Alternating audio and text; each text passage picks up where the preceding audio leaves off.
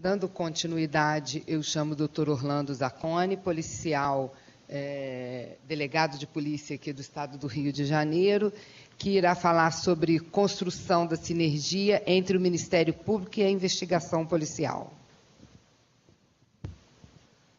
Bom dia a todos e a todas.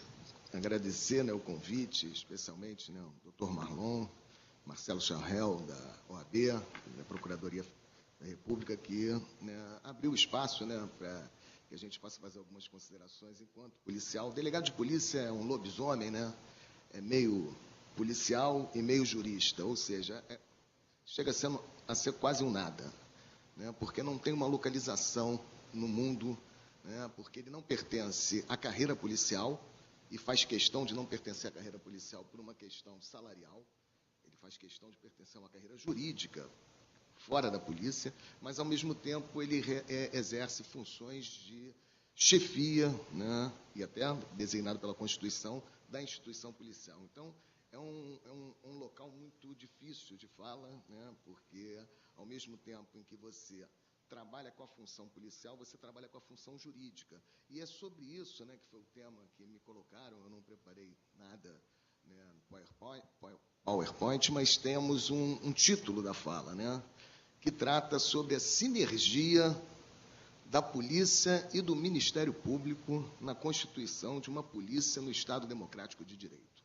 É um tema muito instigante, porque eu gostaria de fazer uma proposição que vai no sentido dos perigos que essa sinergia entre a polícia e o Ministério Público podem causar à própria democracia. Então, é nesse sentido que eu vou, e estou muito feliz de estar aqui, ver amigos na plateia, o Pedro Strazenberg, o Coronel Ibis, que já são companheiros de vários eventos, e o Denilson Campos, que é um policial civil da Bahia, que está aqui hoje, ele saiu agora da sala, mas vai estar à tarde. Nós formamos um grupo de um movimento que se intitula Policiais Antifascismo. Esse grupo tem crescido muito, onde nós tentamos contemplar um diálogo com policiais civis, militares, federais, que estejam num campo de um pensamento voltado para a constituição de uma polícia democrática. Então, é muito bom que nós estejamos representados dentro desse seminário que traz esse debate. Primeiro, eu queria falar sobre a questão da sinergia, porque a gente tem que entender o que significa sinergia. E, entre alguns dos significados, nós temos a cooperação. É um termo de origem grega, é um trabalho ou esforço para realizar uma determinada tarefa muito complexa e poder atingir seu êxito no final. Então, tem a ver com o resultado, sinergia. Isso é perigoso também. Sinergia é um momento em que o todo é maior do que a soma das partes. Aí fica mais perigoso ainda, Porque esse todo maior do que a soma das partes pode se transformar em algo que fuja ao controle dessas duas agências, tanto a policial como o Ministério Público. E, bom, acho que nós temos que primeiro fazer uma crítica do que se fala sobre direito à segurança. Acho que está no tema geral do seminário, direito à segurança pública. Acho que aqui está o ovo da serpente. É aqui que nós temos um problema. Porque nós, através, talvez, até de uma criminologia midiática, vamos fazer a leitura de direito à segurança como direito à repressão, como direito ao exercício do poder punitivo. E isso é algo muito temeroso para a democracia. Por quê? Primeiro, porque ele vai na contramão de tudo que foi construído em todas as correntes do contratualismo, das mais, digamos assim, autoritárias, de Hobbes, por exemplo, até as correntes liberais, todas negam que a vítima tenha um direito à vingança. O contrato social, aliás, surge exatamente para fazer essa distinção. Para Hobbes, por exemplo, ele descarta totalmente a possibilidade da vingança, porque ele vai dizer o seguinte, está lá no Leviatã. Antes da instituição da República, cada um tinha o direito a todas as coisas, direito natural, e a fazer o que se considerasse necessário para a sua própria preservação, podendo com esse fim subjugar, ferir ou matar qualquer um. E é este o fundamento daquele direito de punir que é exercido em todas as repúblicas. Porque não foram os súditos que deram ao soberano esse direito. Não são os súditos que transferem ao Estado o poder de punir, né? Simplesmente ao renunciarem ao seu, reforçar o uso de que ele pode fazer do seu próprio, da maneira que achar melhor, para a preservação de todos. E aí vem a parte mais interessante de Hobbes, no que diz respeito ao que é o poder punitivo. De modo que o direito de punir não foi dado ao soberano, foi-lhe deixado, e apenas a ele, e tão pleno como na condição de simples natureza ou na guerra de cada um com seu próximo. Ou seja, segundo Hobbes, não há transferência do direito de punir da vítima, daqueles que sofreram violência no ambiente social para o Estado. O Estado se apodera do poder de vingança na forma do estado da natureza, sem transmissão nenhuma desse direito, né, do súdito para o soberano. Evidentemente que depois no contratualismo com outros pensadores da linha liberal, né, e aí nós temos o Locke, né, que é um grande expoente, esse direito de punir não é uma transferência da vingança, né, do indivíduo para o soberano. Muito pelo contrário, né, na teoria contratualista liberal, a relação do poder de punir se dá entre o Estado e o autor do crime. Porque a partir do momento em que cada cidadão contrata com o Estado a possibilidade de ter uma intervenção na sua liberdade quando da quebra do contrato social, na verdade, quem está contratando com o Estado o poder de punir não é a vítima. É o próprio autor do crime que vai, no contrato social original, permitir que o Estado entre na esfera da sua liberdade quando ele rompeu o contrato social. Então, eu não sei de onde a gente permitiu, né, e aí nós vamos ter que fazer uma reflexão sobre isso, que o direito à segurança seja, né, falado diuturnamente em todos os ciclos, não só nos bares, nos lares, mas até em ciclos acadêmicos, né, como um direito de vingança, um direito de reação da vítima de um determinado crime, de uma determinada agressão. Isso é importante, né, de nós consignarmos, porque vamos recentemente ter uma outra leitura acerca do que seja isso que nós chamamos de direito de segurança. E aí nós vamos ter que nos remeter a um autor, né, mais moderno, chamado George Agamben, que é um filósofo italiano, que fez uma reflexão, inclusive publicada no Le Monde Diplomatique no Brasil, onde o título é, né, Como a obsessão por segurança muda a democracia. Mas eu já vi outras traduções. Como a obsessão por segurança coloca em risco a democracia. E aí nós vamos ter um outro viés acerca do que hoje se configura isso que nós chamamos de direito à segurança. Diz o Agamben, a expressão por razões de segurança funciona como um argumento de autoridade. Aqui ele vai ver que direito à segurança, na verdade, ele vai se vestir como razão de Estado, né? Ou seja, é um argumento que funciona como argumento de autoridade que, cortando qualquer discussão pela raiz, permite impor perspectivas e medidas inaceitáveis sem ela. É preciso opor-lhe a análise de um conceito de aparência banal, mas que pareça ter suplantado qualquer outra noção política, a segurança. Ele vai fazer uma análise nesse artigo, e eu vou reduzir, porque não cabe aqui fazer a leitura do artigo. Ele vai dizer que o termo segurança aparece pela primeira vez na história do Ocidente numa literatura de economia.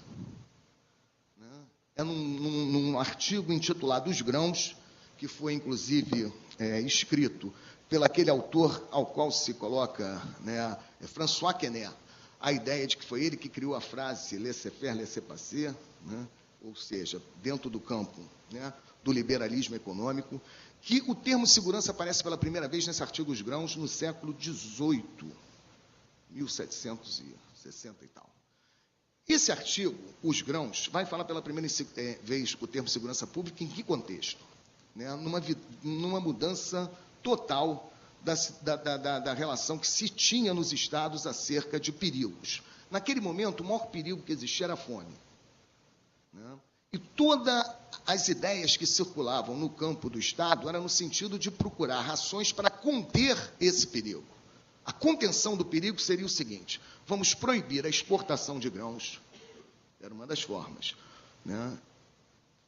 Ações que visassem conter a fome.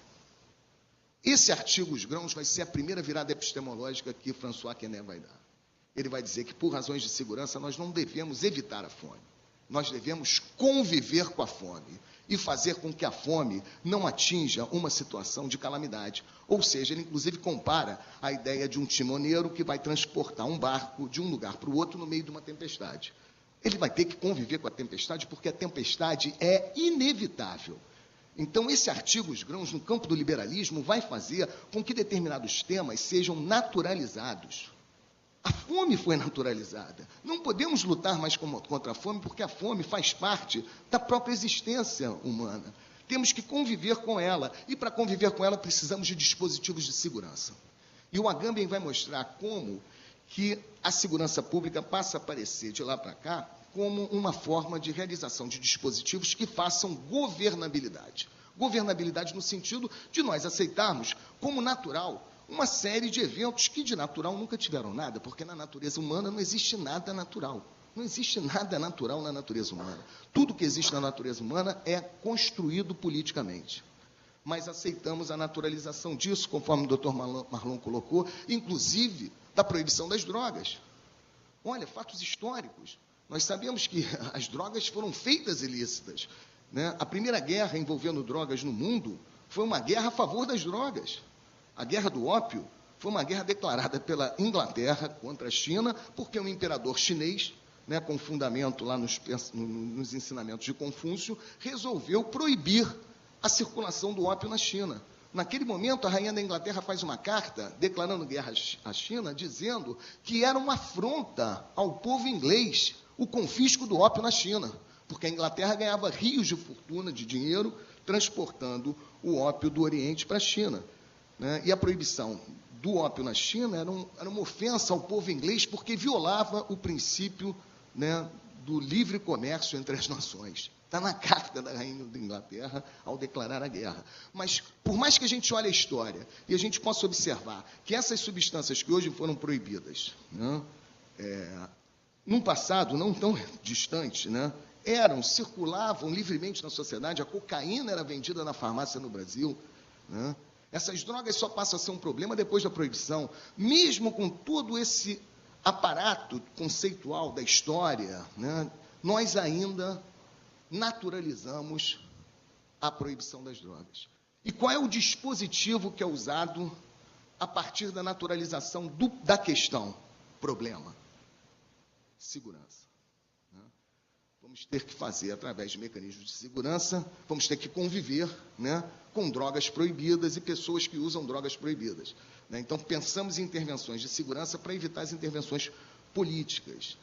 Né? E o que eu vejo na minha fala, até porque eu só tenho 30 minutos, é que essa sinergia que acontece hoje, e não é só entre a polícia e o Ministério Público, entre a polícia, o Ministério Público, a magistratura, né, é muito no sentido de usar as agências do sistema de justiça criminal para realizarem essa função, né, de manutenção da ordem através de dispositivos de segurança. E isso não tem como. Viola, afronta, né, o Estado democrático de direito. Por quê? Porque nós vamos estar diante de dois temas importantes. O estado de exceção, que o Agamben vai tratar quando ele fala, né, do dispositivo da segurança como um perigo para a democracia, ou seja, a necessidade de se suspender a norma para resolver um problema de ordem, para resolver uma emergência. E aí a gente tem que refletir a polícia e as agências. Por isso que o delegado é um problema. Eu vou chegar depois no problema. A polícia realiza funções totalmente distintas da justiça. Totalmente distintas. O Foucault vai dizer que a polícia só surge muito depois da justiça, mas bem depois. Já tínhamos o procurador do rei, o promotor de justiça, já tínhamos lá um poder jurídico, não existia polícia. A polícia surge depois. E por que surge a polícia? Para realizar funções que a justiça não pode resolver. Exemplo, estão botando fogo na Assembleia Legislativa. Hoje em dia é moda. Né? Estão tacando fogo na Assembleia Legislativa. Não podemos fazer uma petição. Excelentíssimo senhor juiz de direito, diante da situação atual, pedir uma medida cautelar. Isso não vai resolver. A polícia é criada para exatamente, nesse momento, debelar aquela emergência. E aí tem um problema, né, que foi colocado, inclusive, na fala anterior. Como nós podemos definir regras que possam ser estabelecidas previamente para que a polícia realize essa função. Isso não é desvio de função, isso é a função da polícia. Impossível. O Walter Benjamin vai ser um dos que vai falar, olha, polícia é estado de exceção puro. Por quê? Porque diante de uma emergência, evidentemente, se for uma manifestação pacífica, podemos estabelecer regras de comportamento da polícia. Mas e se a manifestação não for pacífica? Dentro de um quadro de explosão, né, da violência, no sentido da revolta, no sentido da revolução, ou de qualquer outro sentido que a gente possa, né, visualizar. Como que a polícia vai atuar nesse momento? Não há como estabelecer regras. Então, a polícia é um órgão que ela sofre controles a posteriori. Somente no momento posterior é que a gente pode olhar o que foi feito e enquadrar. Essa função de atuação na emergência é uma função distinta da atuação do Poder Jurídico.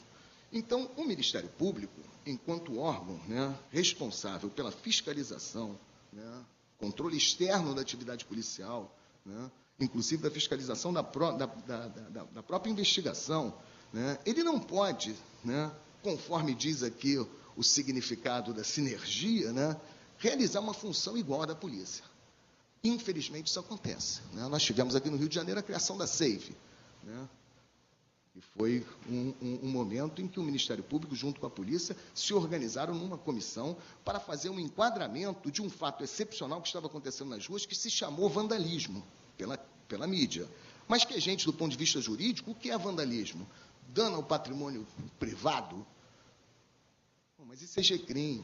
Não dá para dar uma resposta de segurança para manter a ordem usando o GCRIM. Né? É o quê? Né? Como é que nós vamos nos organizar para resolver? Então, quando o Ministério Público entra, né, junto com a polícia, para realizar funções que são funções da polícia, debelar a emergência, nós estamos colocando em risco a democracia. Né? Porque o Ministério Público vai passar a ser um homologador da atividade policial. E isso eu vi na minha tese de doutorado, que é onde eu quero encerrar, né, a provocação do problema da sinergia entre a polícia e o Ministério Público. Eu estudei no doutorado em Ciência Política na UF, né, uma tese defendida em 2013, os pedidos de arquivamento do Ministério Público em relação aos autos de resistência. Né? Eu vejo que não só nesse seminário, mas em muitos outros ciclos, e é quase que um senso comum, de que a polícia mata muito no Brasil. Aliás, não precisa de nenhuma pesquisa, é só ligar ao Jornal Nacional e assistir, né, que você vai ver que a polícia mata. Mas o que se fala muito pouco é que a polícia mata, né, dentro da lei. A polícia mata com a homologação do poder jurídico daquela letalidade. Só para vocês terem ideia do problema que eu trabalhei na tese de doutorado, a Anistia Internacional, no ano de 2011, fez uma pesquisa em que, em 20 países que ainda têm pena de morte no mundo, 20 países, produziram 672 mortes. 670 e poucas mortes. Nesse mesmo período de 2011, só as polícias do Rio e de São Paulo produziram mais de 980 mortes. Produziram 42% a mais que toda a letalidade em todos os países, os 20 países que têm pena de morte no mundo. Só 2 estados. Isso dentro de uma estrutura jurídica onde a pena de morte é proibida, em tese. Só é autorizada em caso de guerra declarada. Qual foi a última guerra que o Brasil participou? Segunda Guerra Mundial. Isso é um problema. Como que um país que, né, não tem, né, no seu corpo jurídico a pena de morte produz uma letalidade 42% a mais que em todos os países com pena de morte no mundo?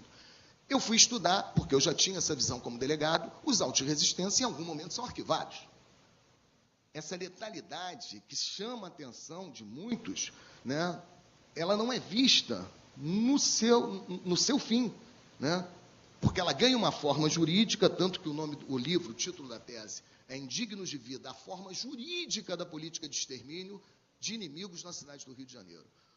A forma jurídica é um tema muito importante. Se nós quisermos conhecer o direito, vamos rasgar os livros de doutrina. Pode rasgar. A doutrina não explica nada do mundo. Se nós formos estudar legítima defesa nos livros de direito, nós vamos conhecer algo que não se aplica no mundo real. Porque quando os autos de resistência são arquivados, eles são arquivados sob o fundamento da legítima defesa, pelo promotor de justiça. E quando nós vamos ler, e foi isso que eu consegui fazer na tese de doutorado, como se arquiva essa letalidade? Como essa letalidade passa a ser contemplada como uma forma jurídica legal dentro do Estado de Direito? Nós vamos ver que os promotores usam argumentos de razão de Estado, argumentos de emergência, né? E isso é uma política de Estado. Isso não contempla também um desvio de função do promotor de justiça. Não é essa a minha tese, né? Não estou dizendo que o promotor de justiça está mancomunado com o delegado e com o PM, fazendo um auto de resistência. Não, isso é uma política de Estado. Tanto é uma política de Estado que eu vou ler para vocês um pedido de arquivamento, né, que foi feito pela Procuradoria-Geral, né, do Ministério Público do Rio de Janeiro. Darei até, inclusive, o número do processo, porque eu não cito na minha pesquisa nome de promotor, nome do assessor criminal, eu cito o número do processo, porque eu estou defendendo a tese de que isso é uma política de Estado, e isso independe. E é muito bom que isso seja dito, porque, como é política de Estado, nós vamos ver como que os policiais ficam no lugar pior dessa política. Porque quando usamos o sistema de justiça criminal, e muitas das vezes nós, defensores de direitos humanos, acreditamos no modelo punitivo como solução para o problema, nós vamos falar, temos que aumentar a responsabilidade penal nos autos de resistência. Isso é um absurdo, né? Porque como é que funciona a história? Se você não conseguiu, se o policial não conseguir construir que o pedreiro era traficante, que o dançarino era traficante, ele vai em cana, ele vai preso. Ou seja, toda a legitimidade da ação letal policial passa pelo simples fato, e isso eu provei na tese, da identificação do morto como inimigo. Ainda que tenha tiro pelas costas, tiro a queima-roupa, a identificação do morto como inimigo é a decisão política para o arquivamento dos autos de resistência. Isso é pouco falado, porque quando se fala dos autos de resistência como desvio de função policial, se individualiza a culpa no policial, e aí vem todo aquele discurso lombrosiano, né, de que o policial é quase que um monstro, né, um psicopata, né, um desviante, quando, na verdade, ele participa tão somente de uma política pública. Mas deixa eu ler aqui na sinergia entre o Ministério Público e a polícia, como que se dá um pedido de arquivamento que foi feito a um juiz, não vou dizer também o nome de ninguém, o juiz não recusa o arquivamento, o pedido de arquivamento, porque entende, e esse era o único juiz aqui no Rio de Janeiro que recusava, que entendia como incompatível o laudo pericial com a narrativa dos policiais, ou seja, os policiais narravam que havia um confronto e todas as provas no inquérito não descreviam um confronto, não tinha nenhum policial ferido, e o morto, que seria a vítima do auto de resistência, com tiro nas costas, tiro a queima-roupa. Aí ele, na sua função de exercer o controle lá do artigo 28, né, ele encaminha ao procurador. Chega lá em cima, parecer da procuradoria, e aí acabou, né? Porque quando o procurador-geral se manifesta, arquive-se. Vou ler para os senhores. O comportamento dos milicianos envolvidos, pela atenta análise das provas, se figura como típico, porém lícito. Os elementos mortos estavam realizando a nefanda atividade de tráfico ilícito de entorpecentes na comunidade do Morro da Chacrinha. E, evidentemente, ao avistarem os agentes da lei, não por admitirem serem detidos, atiraram contra os mesmos. Nenhuma prova há no inquérito de confronto, mas se parte da premissa pela identificação dos mortos como traficantes. Por não admitirem serem detidos, atiraram contra os mesmos, totalmente determinados a alvejá-los mortalmente, resistindo a todo custo contra a investida daqueles que desejavam, em nome da lei e da ordem, deter o bando de agentes em sua prática criminosa. Agora vem a parte boa. Acrescenta-se que com os elementos foram encontrados drogas, bombas e um fuzil FAL. Em certas ocasiões, quando em situações características de autoresistência, devemos tomar a consciência de que, para análise do fato controvertido, não basta uma simples reflexão formal no interior de um gabinete acolhedor e desprovido de qualquer risco iminente. Ao contrário, muitas vezes devemos nos transportar para a situação analisada. Ou seja, isso repete um pouco até um procurador que ficou famoso no Rio por um livro que ele editou, onde ele dizia, né, claramente que, em caso, né, de confronto da polícia com elementos identificados como marginais, a norma deveria ser suspensa para analisarmos o caso a partir do fato, não a partir da norma. E isso tem sido feito numa política no Estado do Rio de Janeiro, onde essa grande letalidade é contemplada por decisão de operadores jurídicos. Então, nós temos que tomar muito cuidado com essa sinergia, porque essa sinergia, a partir do momento em que ela se dá, né, a partir do direito à segurança como uma razão de Estado, de manutenção da ordem, ela vai, evidentemente, autorizar intervenções policiais, né, muitas delas violentas e letais, no ambiente social. Então, que tipo de sinergia, né, nós poderíamos propor, né, dentro dessa fala que me coube trazer essas reflexões? Né? Primeiro, é uma sinergia no sentido de manutenção do Estado Democrático de Direito. Né? Não podemos ter uma sinergia no sentido de suspensão do Estado Democrático de Direito. E, a partir dessa sinergia, nós temos que entender que a polícia e o Ministério Público realizam funções distintas. São funções distintas. A função da polícia repressiva é diferente da função do Ministério Público como controlador das atividades repressivas. Nós não podemos colocar o Ministério Público e a polícia dentro do mesmo carro para realizar as mesmas funções. Porque qualquer dia desse o promotor de justiça está fechando na viatura para participar da incursão e da repressão, né, dentro de determinados ambientes. E quem vai fazer o controle da atividade? Isso acontece, né, no Brasil a partir da introdução da figura do delegado de polícia, né, na presidência do inquérito policial. Por quê? Só para encerrar minha fala, que já estou no meu tempo, o delegado de polícia ele é a primeira autoridade a dar forma jurídica aos atos de polícia.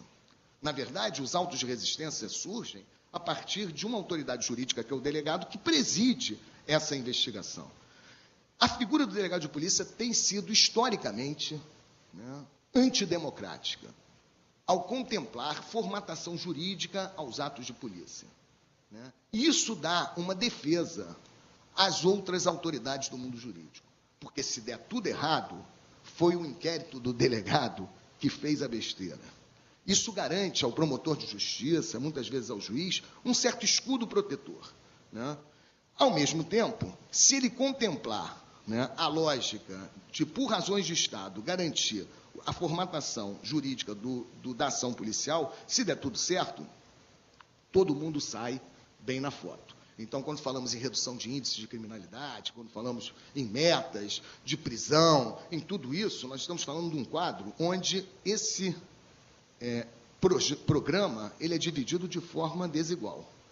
Os policiais são chamados, né, os policiais, principalmente os policiais da base, né, eu estou falando do soldado, do cabo, do sargento, dos praças, os policiais civis, inspetores de polícia, detetives, são chamados a ir para cima deles, porque é assim que a criminologia midiática, né, todo dia à tarde, manda a comunicação para os policiais. A sociedade pede o para cima deles. Se der tudo certo, se a construção, né, for feita no sentido de que aquele que é o alvo da ação violenta da polícia é alguém que não tem direito à vida, é alguém que não tem nenhum status no ambiente social, todo mundo sai bem da foto. Agora, se acontecer algum problema, até hoje, para vocês terem uma ideia, a imprensa se refere a Amarildo como pedreiro. Isso não é à toa. Né? O grande debate é, ele era pedreiro ou era traficante? Isso decide se a ação policial é legítima ou ilegítima. E se nós participarmos disso numa ação sinérgica entre Ministério Público e polícia, nós estamos colocando em risco a democracia. É disso que nós estamos tratando. Obrigado.